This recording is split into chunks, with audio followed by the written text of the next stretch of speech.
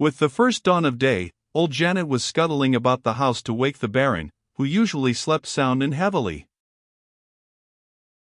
"I must go back," he said to Waverley, "to my cove. Will you walk down the glen wi' me?"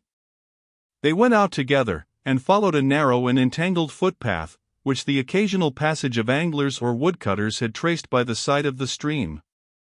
On their way the Baron explained to Waverley that he would be under no danger in remaining a day or two at Tully Veolan, and even in being seen walking about, if he used the precaution of pretending that he was looking at the estate as agent or surveyor for an English gentleman who designed to be purchaser. With this view he recommended to him to visit the baillie, who still lived at the factor's house, called Little Veolan, about a mile from the village, though he was to remove it next term.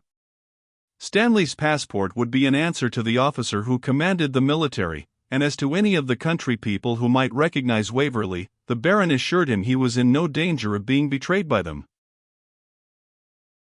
"I believe," said the old man, "half the people of the barony know that their poor old laird is somewhere hereabout, for I see they do not suffer a single bairn to come here a bird-nesting, a practice whilk, when I was in full possession of my power as Baron, I was unable totally to inhibit. Nay, I often find bits of things in my way, that the poor bodies, God help them, leave there, because they think they may be useful to me. I hope they will get a wiser master, and as kind a one as I was." A natural sigh closed the sentence, but the quiet equanimity with which the Baron endured his misfortunes had something in it venerable and even sublime. There was no fruitless repining, no turbid melancholy. He bore his lot, and the hardships which it involved, with a good-humored, though serious composure, and used no violent language against the prevailing party. "I did what I thought my duty," said the good old man, "and questionless they are doing what they think theirs.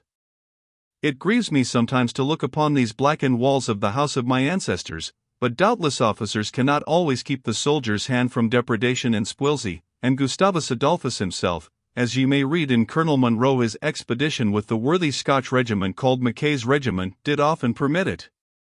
Indeed I have myself seen as sad sights as Tully Veolan now as when I served with the Marichal Duke of Berwick.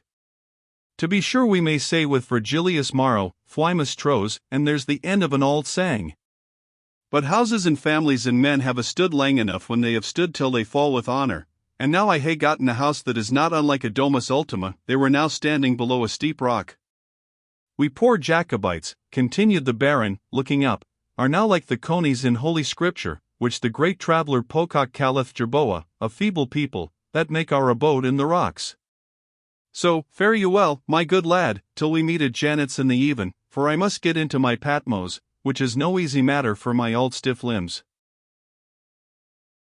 With that he began to ascend the rock, striding, with the help of his hands, from one precarious footstep to another, till he got about halfway up, where 2 or 3 bushes concealed the mouth of a hole, resembling an oven, into which the Baron insinuated, first his head and shoulders, and then, by slow gradation, the rest of his long body, his legs and feet finally disappearing, coiled up like a huge snake entering his retreat, or a long pedigree introduced with care and difficulty into the narrow pigeonhole of an old cabinet. Waverley had the curiosity to clamber up and look in upon him in his den, as the lurking place might well be termed.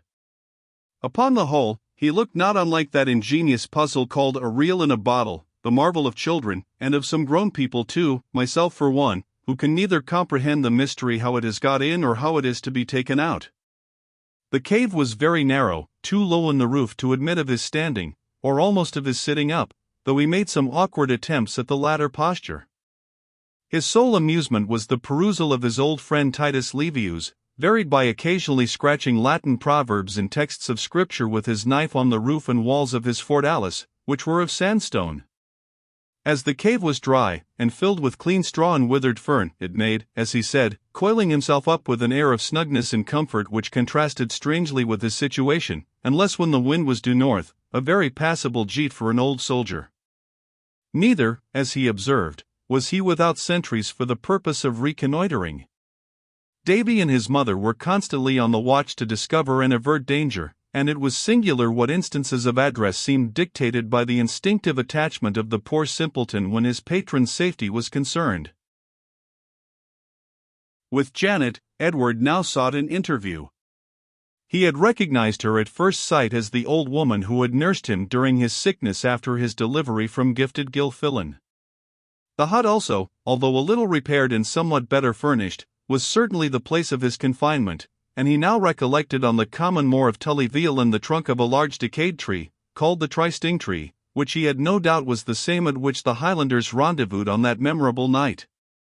All this he had combined in his imagination the night before, but reasons which may probably occur to the reader prevented him from catechizing Janet in the presence of the Baron. He now commenced the task in good earnest, and the first question was, who was the young lady that visited the hut during his illness? Janet paused for a little, and then observed, that to keep the secret now would neither do good nor ill to anybody. It was just a leddy that hasna her equal in the world, Miss Rose Bradwardine. Then Miss Rose was probably also the author of my deliverance, inferred Waverley, delighted at the confirmation of an idea which local circumstances had already induced him to entertain. I what will, Mr. Waverley, and that was she e'en, but sair angry and affronted wad she hae been, poor thing, if she had thought ye had been ever to ken a word about the matter, for she garred me speak I Gaelic when ye was in hearing, to mak ye trow we were in the Hielands. I can speak it well enough, for my mother was a Hieland woman. A few more questions now brought out the whole mystery respecting Waverley's deliverance from the bondage in which he left Cairnvreckan. Never did music sound sweeter to an amateur than the drowsy tautology with which old Janet detailed every circumstance thrilled upon the ears of Waverley.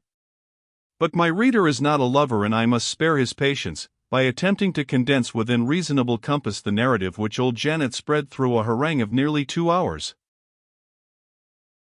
When Waverley communicated to Fergus the letter he had received from Rose Bradwardine by Davy Gellatley, giving an account of Tullyveolan being occupied by a small party of soldiers, that circumstance had struck upon the busy and active mind of the chieftain. Eager to distress and narrow the posts of the enemy, desirous to prevent their establishing a garrison so near him, and willing also to oblige the Baron, for he often had the idea of marriage with Rose floating through his brain, he resolved to send some of his people to drive out the redcoats and to bring Rose to Glennaquoich. But just as he had ordered Evan with a small party on this duty, the news of Cope's having marched into the Highlands, to meet and disperse the forces of the Chevalier ere they came to a head, obliged him to join the standard with his whole forces. He sent to order Donald Bean to attend him, but that cautious freebooter, who well understood the value of a separate command, instead of joining, sent various apologies which the pressure of the times compelled Fergus to admit as current, though not without the internal resolution of being revenged on him for his procrastination, time and place convenient. However, as he could not amend the matter, he issued orders to Donald to descend into the Low Country, drive the soldiers from Tullyveolan, and, paying all respect to the mansion of the Baron, to take his abode somewhere near it, for protection of his daughter and family, and to harass and drive away any of the armed volunteers or small parties of military which he might find moving about the vicinity. As this charge formed a sort of roving commission, which Donald proposed to interpret in the way most advantageous to himself, as he was relieved from the immediate terrors of Fergus, and as he had, from former secret services, some interest in the counsels of the Chevalier, he resolved to make hay while the sun shone. He achieved without difficulty the task of driving the soldiers from Tullyveolan, but, although he did not venture to encroach upon the interior of the family, or to disturb Miss Rose, being unwilling to make himself a powerful enemy in the Chevalier's army. For well he knew the Baron's wrath was deadly. Yet he set about to raise contributions and exactions upon the tenantry, and otherwise to turn the war to his own advantage. Meanwhile he mounted the white cockade, and waited upon Rose with a pretext of great devotion for the service in which her father was engaged, and many apologies for the freedom he must necessarily use for the support of his people. It was at this moment that Rose learned, by open-mouthed fame, with all sorts of exaggeration, that Waverley had killed the smith at Cairnvreckan, in an attempt to arrest him, had been cast into a dungeon by Major Melville of Cairnvreckan, and was to be executed by martial law within 3 days. In the agony which these tidings excited, she proposed to Donald Bean the rescue of the prisoner. It was the very sort of service which he was desirous to undertake, judging it might constitute a merit of such a nature as would make amends for any peccadilloes which he might be guilty of in the country. He had the art, however, pleading all the while duty and discipline, to hold off, until poor Rose, in the extremity of her distress, offered to bribe him to the enterprise with some valuable jewels which had been her mother's. Donald Bean, who had served in France, knew, and perhaps overestimated, the value of these trinkets. But he also perceived Rose's apprehensions of its being discovered that she had parted with her jewels for Waverley's liberation. Resolved this scruple should not part him and the treasure, he voluntarily offered to take an oath that he would never mention Miss Rose's share in the transaction, and, foreseeing convenience in keeping the oath and no probable advantage in breaking it, he took the engagement in order, as he told his lieutenant, to deal handsomely by the young lady in the only mode and form which, by a mental pact on with himself, he considered as binding. He swore secrecy upon his drawn dirk. He was the more especially moved to this act of good faith by some attentions that Miss Bradwardine showed to his daughter Alice, which, while they gained the heart of the mountain damsel, highly gratified the pride of her father.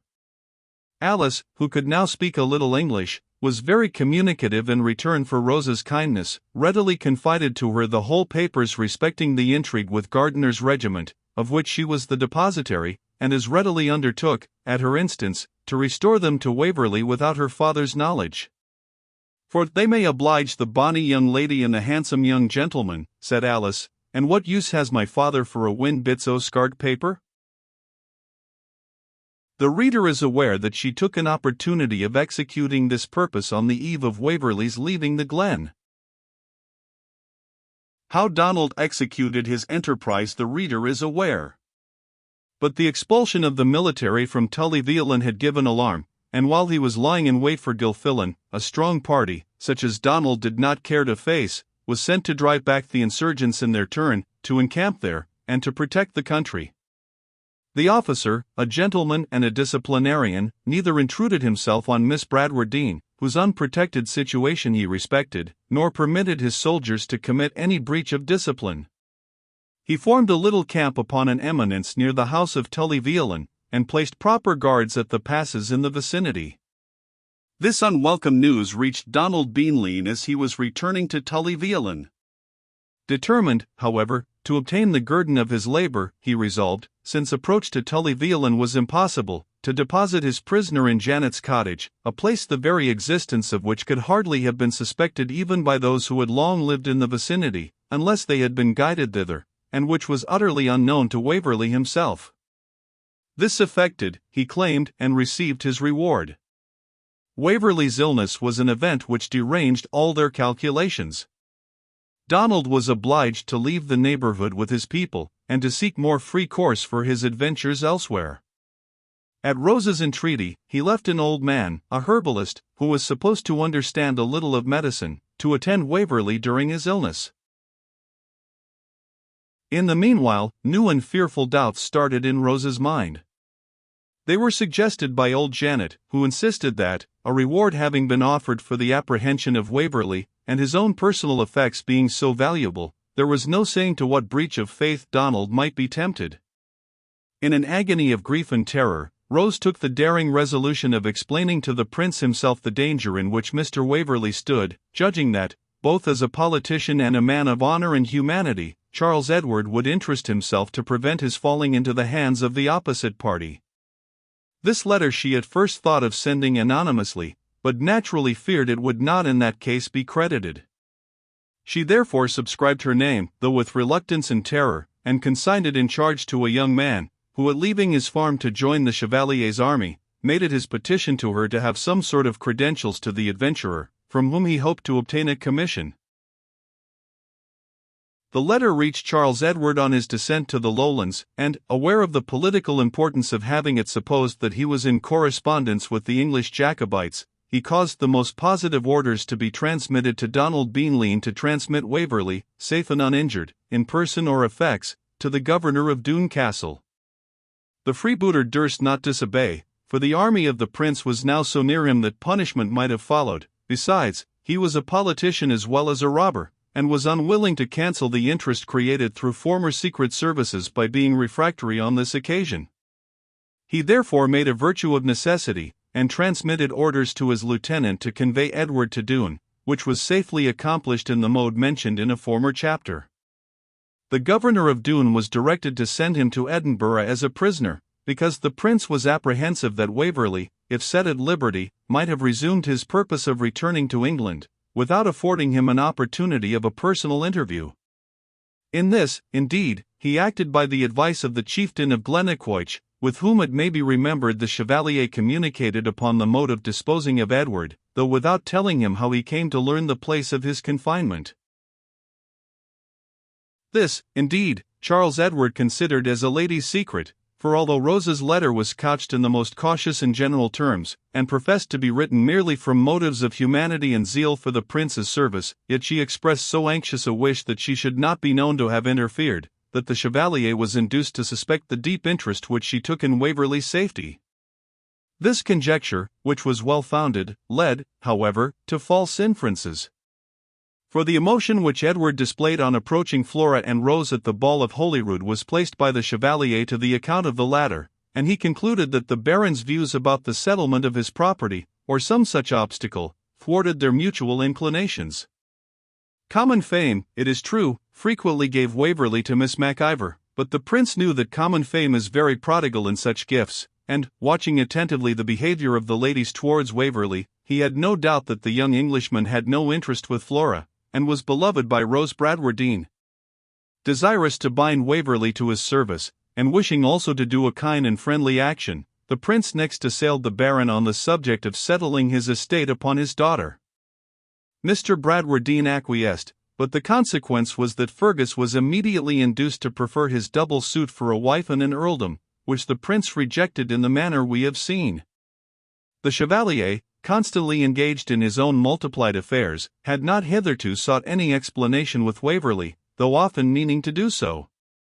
But after Fergus's declaration he saw the necessity of appearing neutral between the rivals, devoutly hoping that the matter, which now seemed fraught with the seeds of strife, might be permitted to lie over till the termination of the expedition.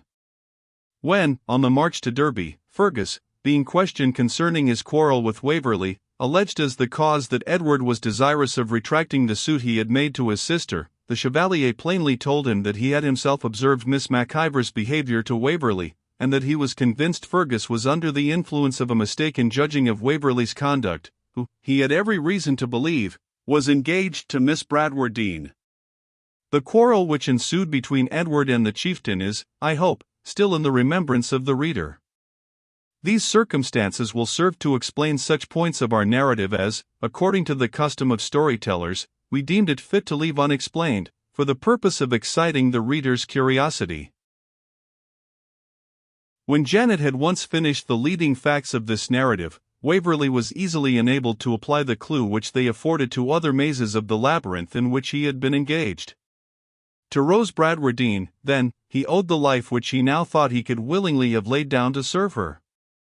A little reflection convinced him, however, that to live for her sake was more convenient and agreeable, and that, being possessed of independence, she might share it with him either in foreign countries or in his own.